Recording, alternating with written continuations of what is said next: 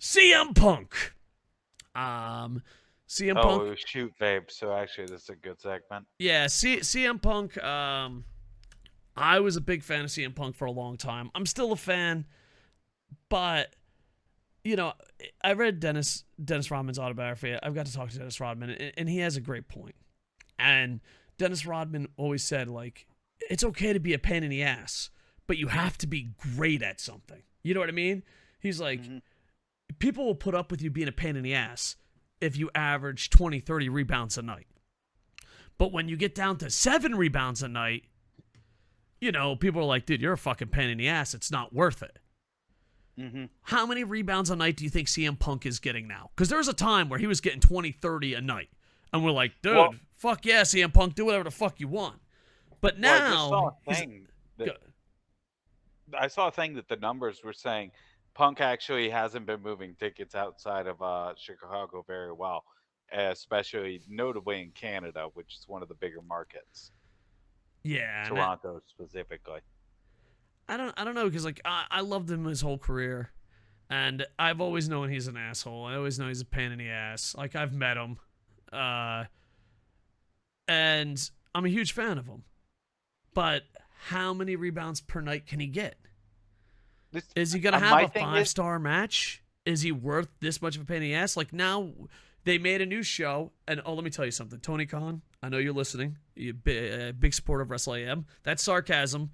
Oh, yeah, by the way, Sid, you got to get used to saying sarcasm because people will think it's true. If they do a brand split, dude, I ain't watching Collision. I just ain't doing it. I got shit to do. Yeah, if it's a real brand split, like an actual split, it's going to kill a lot of my interest. Yeah. Like, if it's CM Punk is on one show and the Elite are on another show and, like, only we know that because we read too much internet, then I'm okay. But if it's like, no, we got 2 champs and it's a brand split, it's like, okay, I'm out. I'm out. I'm checking out. Yeah. My thing is, Punk got hurt twice in his last run. Like, what are the odds Punk comes back and he's healthy? I feel like he's fucking brittle. Like, he's going to come out and get injured again.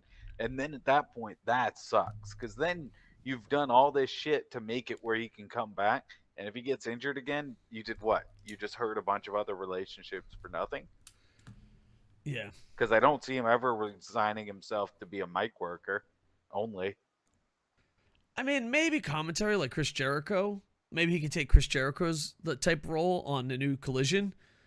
But, yeah, I can't see him being exclusive. And not only that, but I can't see him, you know, being like Taz, we're putting other people over. But I could be wrong. Yeah, that's the big thing, is it doesn't seem like he'd want to step down to that role.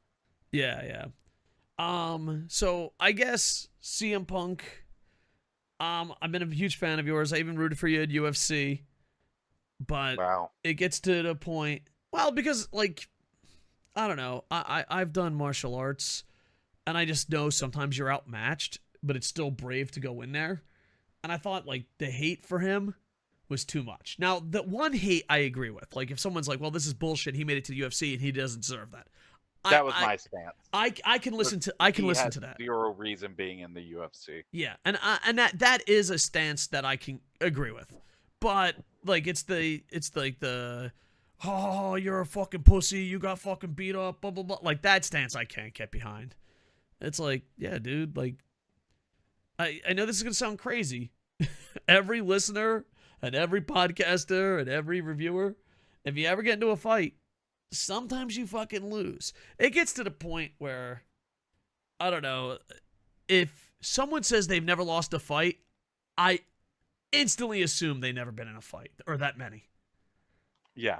Like, you're like, I've never lost a fight. I'm like, all right, this motherfucker can't fight. Like, I instantly think that. Of course. Yes, because you've definitely got your ass kicked if you've been in a bunch of fights. Because, like, you have to improve. You know? Yeah, it's no one stepped out and was just hands down whooping everybody they ever fought's ass. Yeah. So, but yeah, so, like, if you were like, CM Punk doesn't deserve to be in the UFC, I agree. But if you were like, oh, fuck him, he got his ass kicked, what a bitch, then I'm kind of like, No, he got fed to somebody. Yeah. Because, like, if you do any style of martial arts or combat sports, in the dojo, in the gym, you've whooped someone's ass and laid off, and you've got your ass whooped by someone that wasn't going 100%. That's just fucking facts. Like, if anyone's like, every dojo I've ever been to around the world, I've whooped ass. And there's always that saying, one of the Gracies said this, and I think Sakuraba backed it up. If you're in a dojo where you never lost, you're not training. You know, you're just prepping. You can't be learning that much. Yeah. So you have to, like, travel and be like, all right, I'm going to get my ass kicked, blah, blah, blah, and learn different styles and stuff. But yeah. Said by two guys that probably got their ass kicked a bunch. But, you know, we've won a couple fights. Yeah, I got my ass kicked, a fair deal. Oh, man. Fuck, what was that movie? There was a movie, it's Cobra Kai. The Japanese guy was beating the shit out of Danielson, but he was so kind about it. Holy fuck, that guy got my dojo Japanese experience down. Like, if you go to a really good dojo here in Japan, they are so kind while kicking your ass. They're like, oh, man, look at that. Your fucking arm's broke.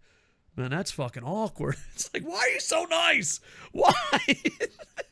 Because they know you suck. They're like, that's a leg lock. Oh, that looks really fucking painful.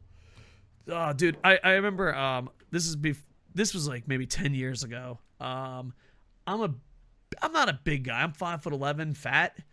But they need bigger guys to fight the lighter guys. That's how it works. And you know, like, you're a sprawling dummy. So like I was a sprawling a punching bag. You know, not that I'm punch drunk. I'm glad his story is adding details. So like, you couldn't really go full force on them, but they were way under your weight. But they were really wailing on you to get ready for the fight.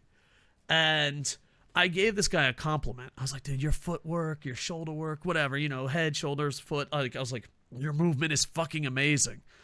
And this Japanese guy tried so hard because he's like, I have to give this fucking fat son of a bitch a compliment. And he goes, after like thinking, you know, because like, A, he has to think of a compliment, and B, he has to translate it in a language that he doesn't speak regularly. And he goes, I like the fact when I punch you, you keep moving forward. It's like, thanks. Thanks. Thank you for the compliment, sir. You were a good bag. Yeah. Like, some people, you punch, they don't move forward. I punch you, you move forward. I like that.